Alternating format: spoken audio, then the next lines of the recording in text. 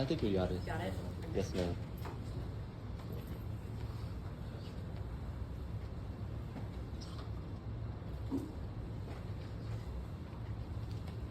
Good day, everyone. My name is Mike Matthews. I'm happy to introduce Tony Mestanza, who is a junior biochemistry major and also is an athlete himself who plays soccer. I don't know what position he usually plays, but I know he's one of the best soccer players here at UD. So I'm happy to introduce Electrolyte, Imbalances, and athletes. All right, so thank you so much, Pike, for the introduction, and thank you all for joining me today. And just for full transparency, less than 6 days ago, I suffered a pretty severe concussion, so I've got these note cards to help me just in case I lose my place, but I'll try my best to give a good presentation for y'all today. So, I'm Tony Mestanza. I'm a biochemistry major, and I'm also a semi-professional soccer player. Today we'll be exploring the personal anecdote from one of my teammates and the data from 2 research papers as I present the dangers of electrolyte imbalances in athletes and clear up misconceptions and confusion in relation to proper hydration. So, electrolytes. We've all had electrolyte drinks advertised to us, the Gatorades, the Powerades, Body Armors, Liquid IVs, and maybe even been given recommendations to drink coconut water or cucumber water as sources of electrolytes. And it's common knowledge in the exercise and sports world that a key component in promoting our body's functioning and recovery is our hydration. No matter what sport you play or at what level, a nice, refreshing sports drink is associated with feeling better. So here I have in image 1 and 2 of the most common electrolyte drinks, Liquid IV and also Body Armor. And then in image 4 I have professional athletes consuming Gatorade. And I also depicted the common electrolytes found in the energy drinks. Here we have potassium, chloride, sodium, magnesium, and calcium. We'll be going further into these electrolytes, but before we do that, let's go into the personal anecdote of my good friend Josh. So Josh's story. Here we have me, Sebastian, Enzo, Josh, and he's also there on the right side. And how can a healthy, young, in-shape individual go from this, being full of life and ready to compete, to this? Hooked up to 4 bags of saline with almost complete loss of motor function throughout his body and an inability to walk or even pick up his phone. Competing in a weekend tournament, Josh joined his team in 100+ degree weather for a series of matches. In an effort to prepare his body and recover, he'd been consuming liquid IVs and body armors. By his second match, he felt exhausted from the heat, and he took his recovery a step further, pouring a liquid IV packet into a body armor right after the second game, shocking his system with an immense amount of electrolytes. Experiencing hot and cold flashes and having difficulty breathing, he left the tournament early to his friend's house to rest. Unable to sleep, he threw up for hours, and his symptoms worsened, with extreme fatigue setting in. He collapsed, and fortunately his Coach Jerry, came and brought him into the ER. Wheeled into his room and quickly connected with saline from the IV. He received 4 IVs and was carefully monitored as his body returned to normal. Josh had undergone acute renal failure onset by extreme electrolyte imbalance. This put his body into shock as he threw up liters of liquid, putting him in a life-threatening state of hyponatremia at the point of being admitted to the hospital. And don't worry if there's terms there that you don't understand, like hyponatremia. We'll be further going into that with the research papers. So electrolyte imbalances in athletes is an important topic that has ongoing research, with the understanding of hydration evolving over the years. It is important to spread awareness and analyze trends and data to prevent cases like these. Now, before going into the research papers, let's answer the question, what are electrolytes? So, electrolytes is a broad term consisting of ionic compounds, strong acids, strong bases, and carboxylic acids. In sports drinks, they are a group of essential minerals that carry an electrical charge when dissolved in water or body fluids. These minerals aid our body's hydration, muscle contraction, and blood pH regulation. Strong electrolyte compounds. Here I have an image. I have a table that shows strong electrolytes and examples of strong electrolytes being strong acids, strong bases, and salts, while weak electrolytes are weak acids, weak bases, and weak bases. And the key difference is that a strong electrolyte will completely dissociate into ions, whereas a weak electrolyte will partially dissociate into ions. I also included an image of the carboxylic acid functional group. So this is an example of an electrolyte. If you're working with a compound and you see that COOH structure, it's to give away that it's an electrolyte. So now that we have a better idea of what electrolytes are, let's look at the most common ones in our body and which we're consuming in these sports drinks. So the main electrolytes in our body, we have sodium, chlorine, magnesium, calcium, and potassium. So I'll go through one by one, giving a brief description of their function in our body. Starting with potassium. Potassium is critical for heart function and nerve signals. And calcium is important for muscle function, nerve signaling, and bone strength. Hypercalcemia, or too much calcium in the blood, can result in fatigue, while hypocalcemia, or too little calcium in the blood, can result in muscle spasms and loss of sensation, known as paresthesia. Next is magnesium, which is involved in enzyme function, muscle relaxation, and nerve function. And then chlorine, which helps maintain fluid balance and acid-base balance. Lastly, I'll discuss sodium, and this is where the main attention of the two research papers will focus their attention on. So sodium regulates fluid balance, and it helps with our muscle contractions. And hypernatremia is the condition when you have too much sodium in your blood, while hyponatremia is when you have too little sodium in your blood.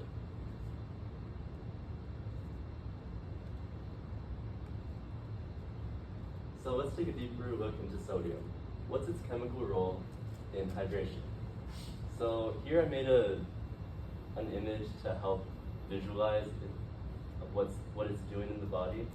So our body has water in our blood, cells, and tissue, and sodium is a cation that helps maintain homeostasis by regulating the movement of the water in these cells, tissues, and blood. So what we can see here is water moving towards the sodium ions, the sodium cations. So through osmosis, water follows the sodium, moving towards areas of higher sodium concentration. And this helps maintain proper blood volume and blood pressure, ensuring that the tissue remains hydrated.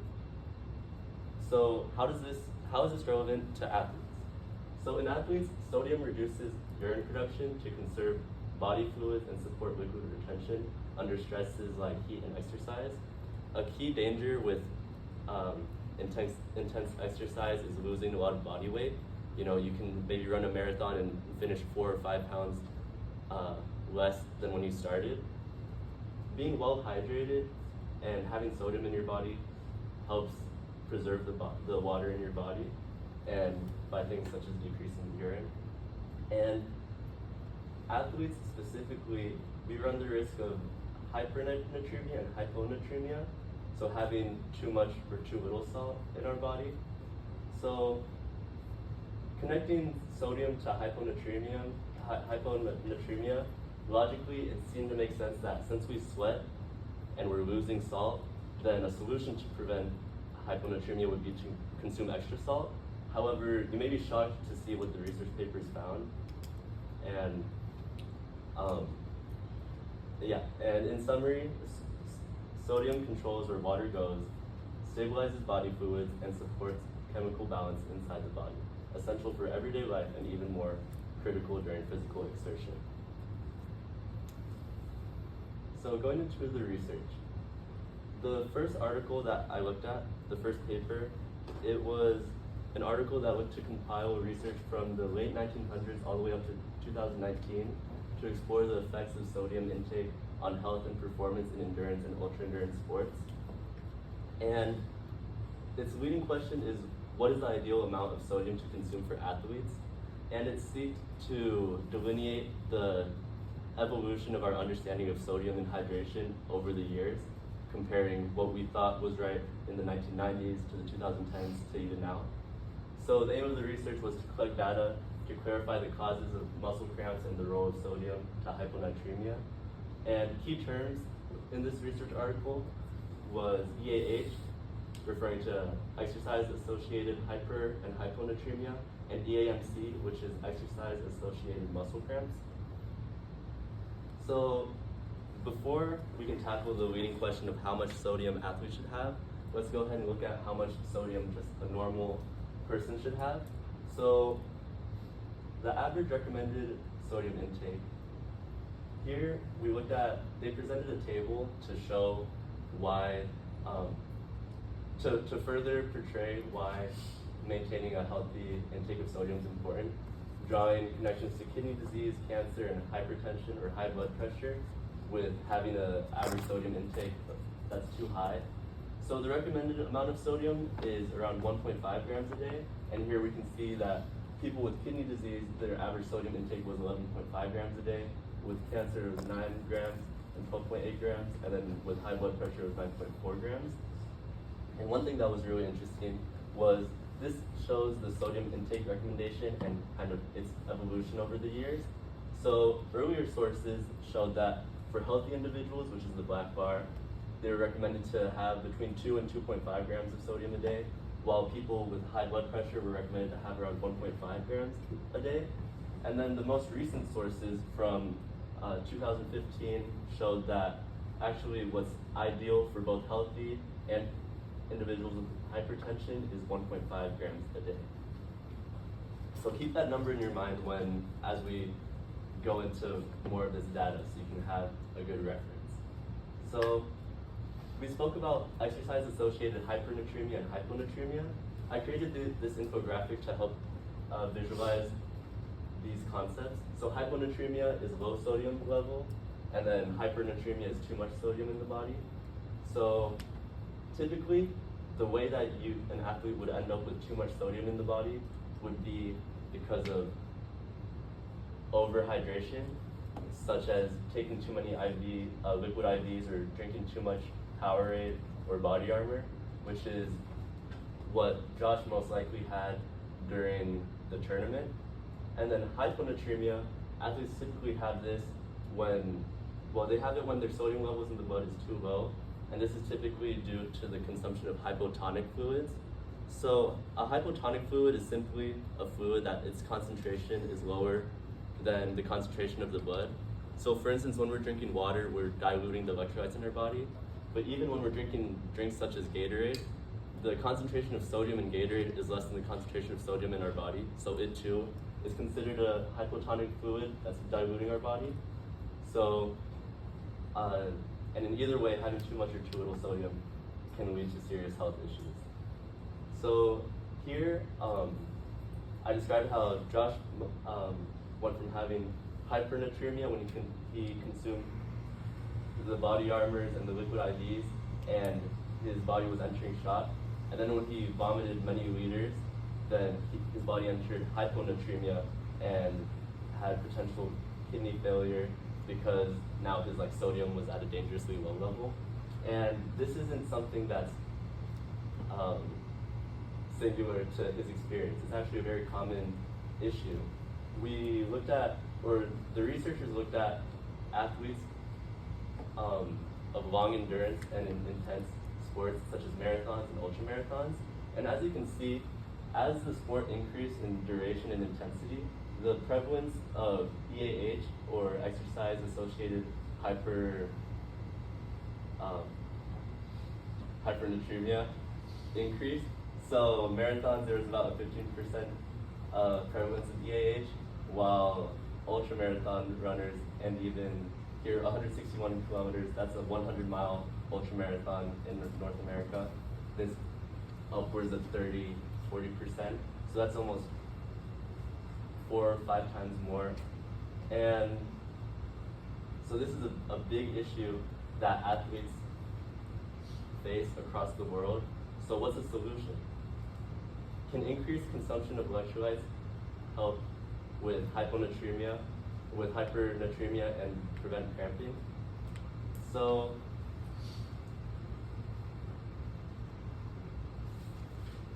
there's 2 issues with, and the reason why we drink Gatorade is to help prevent our sodium levels from dropping too much, and also to help prevent cramping. So now I'll switch gears into looking at cramping. So exercise-associated muscle cramps, or EAMCs, are painful involuntary contractions of skeletal muscles during or after exercise. Older etiological explanations describe that electrolyte depletion through excessive sodium loss in sweat causes EAMCs. This was the main point of concern from the researchers of this paper, as they found it odd that there was no plausible pathophysiological mechanism with supporting scientific evidence for this. So this table shows how common the issue of EAMCs is across athletes, with 14% of ultramarathon runners experiencing cramps, and then in American football, 30 to 53%. So that's a very substantial amount. And I found it shocking when I saw that they found that they couldn't explain how sodium would prevent cramping. So what are they proposing? This is a direct quote from the research paper. They said dehydration and sodium depletion are not consistently associated with muscle cramping. Furthermore, there is no strong evidence that low sodium or dehydration directly causes cramps, with cramping not being simply a salt loss problem. When I read that, I thought at first I thought that couldn't be right, so I checked other sources to make sure, because it's something that's been so ingrained to us as athletes. Since you can remember, you start cramping and they give you an energy drink, or they even give you pickle juice or McDonald's fries or any of these like quick remedies. And now I'm seeing that the science actually says that doesn't help. So that brings us into the next research paper I looked at, which is from 2015, and it was looking specifically at ultramarathon athletes. And as you can see from the title, it says sodium intake during an ultramarathon does not prevent muscle cramping, dehydration, hyponatremia, or nausea. So the leading question of this research was, does total sodium intake during intense exertion prevent muscle cramping, dehydration, hyponatremia, or nausea? And the aim of the research was to directly measure the total sodium intake among runners and find trends related to muscle cramping and dehydration. The key findings of this research paper was that the cramps and hyponatremia occurred independently of how much sodium was consumed. So this is a misconception that seems to be deeply ingrained in the sports world, and this was just 2 days ago when I was doing the research. I was looking at a Sky Sports interview of a soccer player, and he was saying how, well, his direct quote was, the medical staff, gave like the specialized pickle juice that's supposed to stop cramping, but it didn't. You normally have 1 or 2, I took about 6, so I might go and throw up now in a minute. And I read that, I was like, so even the athletes or even the people who should be getting the best medical information are being fed or are being guided. So let's look at what this study found. So this study looked at specifically 30 161-kilometer ultramarathon runners. They were participating in the Western States Endurance Run, or the WSER, and their weight was measured beforehand, their diet was looked at closely, and they had blood tests before. And then after their run, they had blood tests so that they could draw comparison and have some data to look at. So this is what they found. So firstly, figure 1 shows the sodium intake and body weight change. So as I mentioned earlier, sodium is important because it helps decrease the amount of water that's lost. So here we can see that there is a moderately positive correlation as you took more sodium. So this y-axis is showing the percent of weight change, and the x-axis is showing the total sodium intake rate. So as you took more sodium, they went from losing 4% or 3% of body weight to the people who took the most sodium who lost almost no weight. So that is a positive of taking sodium. And then this graph supports that finding, as it found the total sodium intake versus weight change. So this one was the amount of sodium that they're taking per hour. This is the amount of sodium they took in total. And similarly, it found a good correlation between the more sodium you took, the less weight you lost. But these numbers should stand out to you because, as we mentioned before, how you should have around 1.5 grams of sodium a day.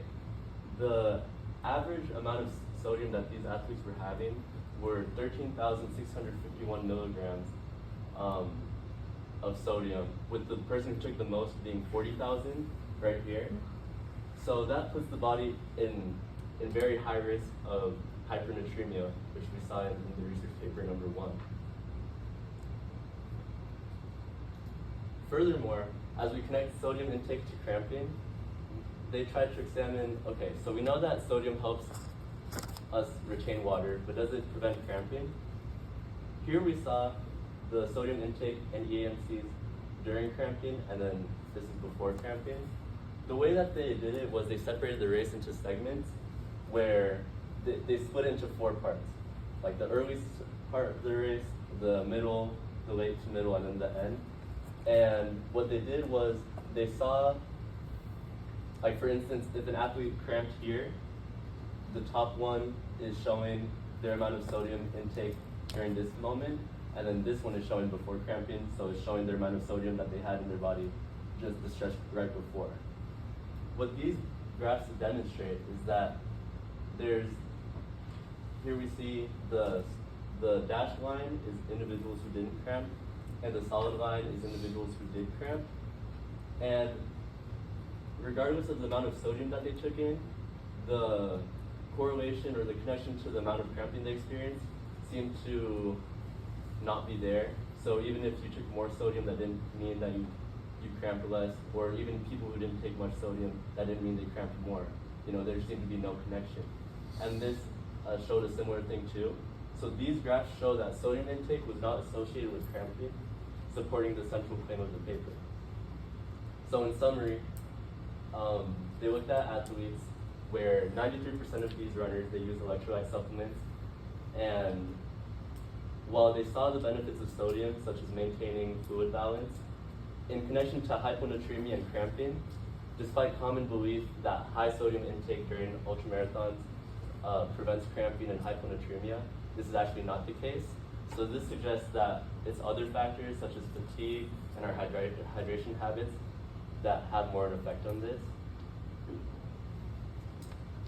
So as we wrap things up, hydration seems to be a balancing act. We sweat and we lose sodium, so we try to consume electrolytes to help replenish what's lost. But then if we have too many electrolytes, it can lead to hypernatremia. And on the other hand, if you hydrate with isotonic liquids like water, you can dilute the amount of extra electrolytes and not replenish what you lost. So what should athletes do? Before we answer that question, I want to reinforce the misconceptions that this presentation is clearing up, which is that proper hydration isn't just about drinking water. It is important to drink sodium and replenish the sodium that's being lost in your body, but with also in mind that sodium isn't a cure-all. Just because you're drinking Gatorade doesn't mean you'll never cramp or that your sodium levels won't drop in your body.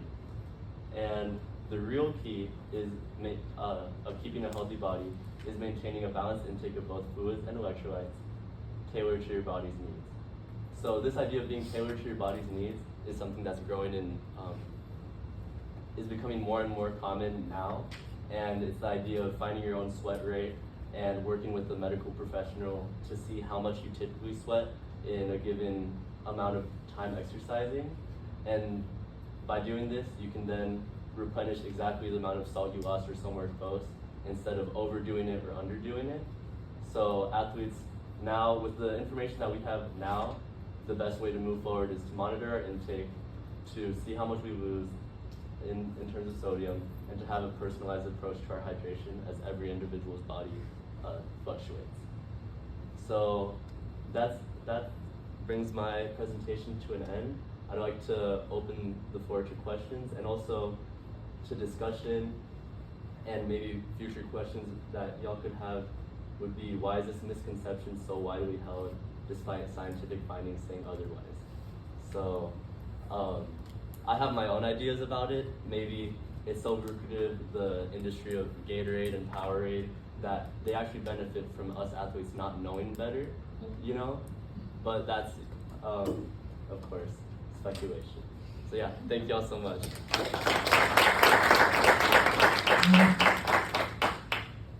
Okay, so any questions? Yeah, Enzo? Did you at all research get to look kind of at how the different brands kind of work from a like electrolyte perspective? Is one, for example, like we might as athletes all agree, okay, IV's probably better than Gatorade on the whole, but like were you able to look and research to see whether or not that is the case?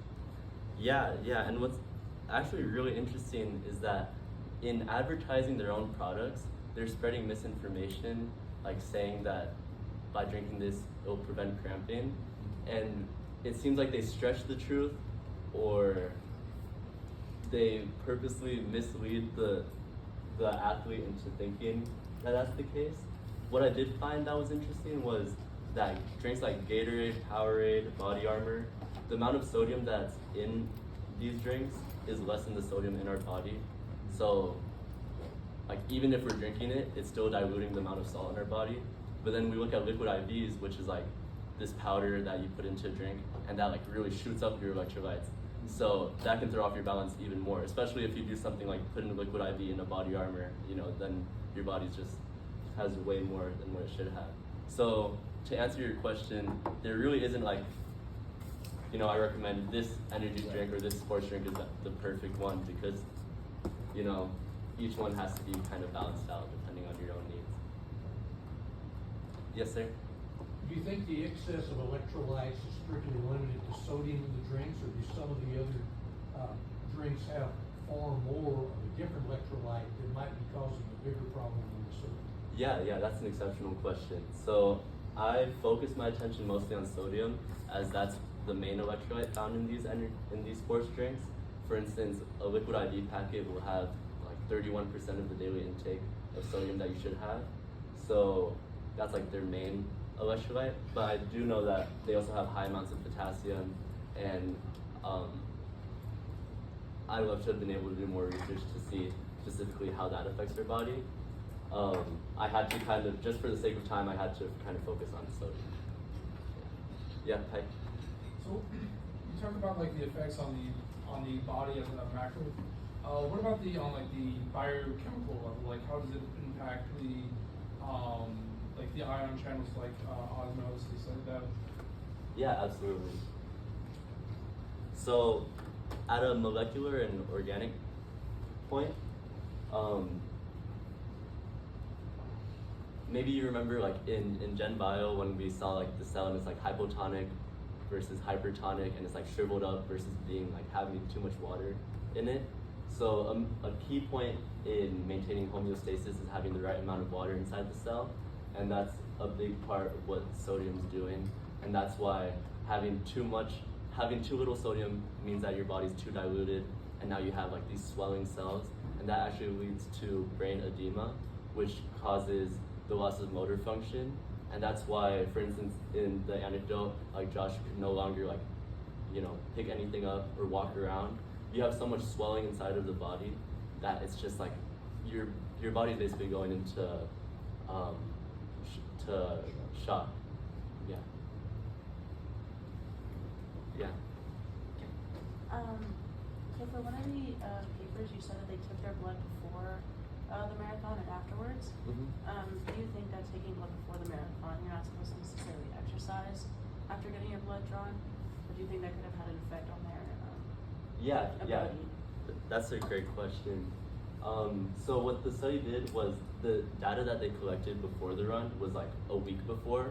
So the blood work that they were going off of before would have been from days before. But then the blood that they got was like right after they finished running. So yeah. Thank you all so much for your time. Thank you for joining us. All right, nice job, guys. And remember, next week is the last week of seminar, and so make sure you have your seminar journals,